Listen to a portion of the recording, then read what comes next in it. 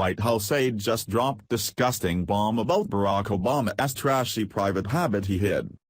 If what this recently written book says is true, then we just learned a lot about the innards of the White House during Barack Obama's tenure as president.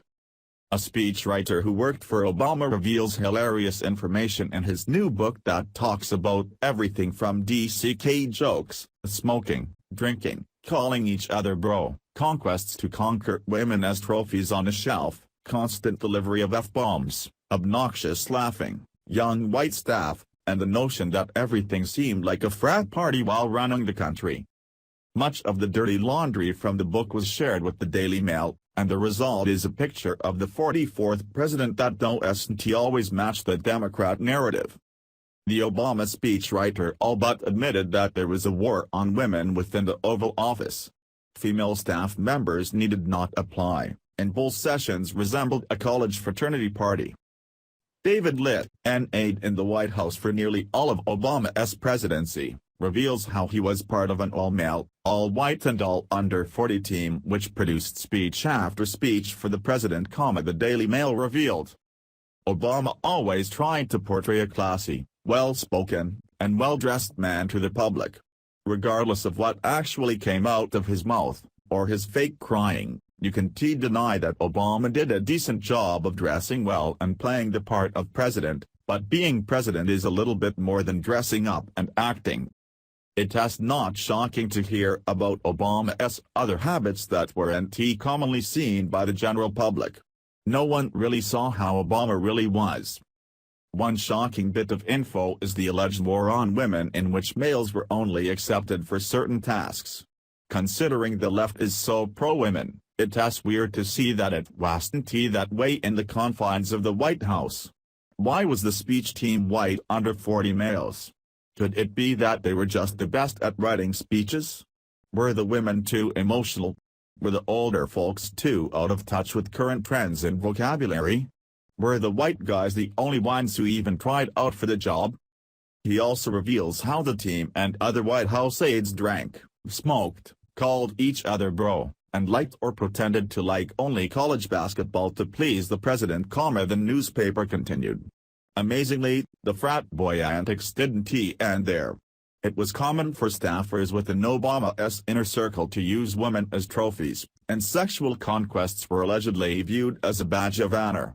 It was painfully easy for aides to use their White House credentials to target and seduce women, according to Litt. If going to work was like a college party, then I can I'd love that job. Although I am not sure that's the kind of atmosphere you want in the White House. Then again, if this happens after hours, then it's fine. Now the part about using women as trophies is concerning. As a male, we all try to conquer the female body and women do the exact same thing to us. But the difference here is that it seems people were conquering each other for the wrong reasons. They didn't like each other, they just did it for the trophy. I get it. It happens everywhere. I don't think it's right, but there's nothing you can do to stop two consenting adults from having some fun in the sheets. Who does what with who isn't really anyone's business. Now the problem is the people who do this and brag. Those people have low self-esteem. If talking about hooking up with women is all you can talk about, then you need to reassess yourself. Jokes about the male anatomy and frequent F-bombs were apparently not out of place in the Obama White House. During a run-through of his speech for the 2012 Correspondents' Dinner, one member of his team made a racially loaded joke that referenced the president's manhood, reported the Mail. The line alluded to Vice President Joe Biden's remark that POTUS had a big stick when it came to foreign policy. Let's put it this way, dreams aren't the only thing I got from my father, speechwriter Jeff Nussbaum wrote as a joke, continued the newspaper. According to Litt, POTUS laughed so loudly that I secretly hoped he would add a line to the script. However, he explains, a presidential joke was a bridge too far during an election year and the line was scrapped. I see no problem with a group of guys making DCK jokes.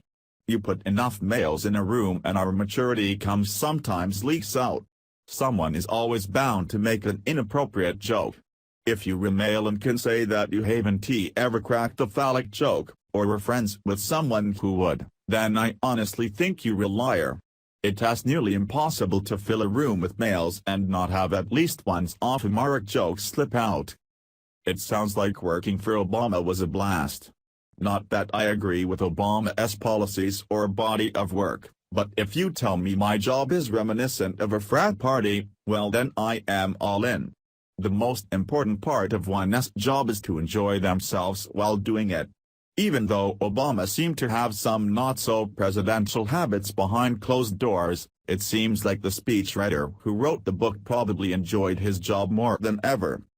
It's not very presidential behavior and probably a bad idea for the public to see the side of our White House, but we would be silly to think it's all business all the time in the big house.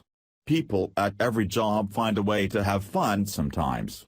If you were a young speechwriter partying at work and getting paid for it, then how could you complain? If you love your job, then you don't ever work a day in your life. Thanks for watching. Please subscribe Breaking News 365 channel. Goodbye and see you again.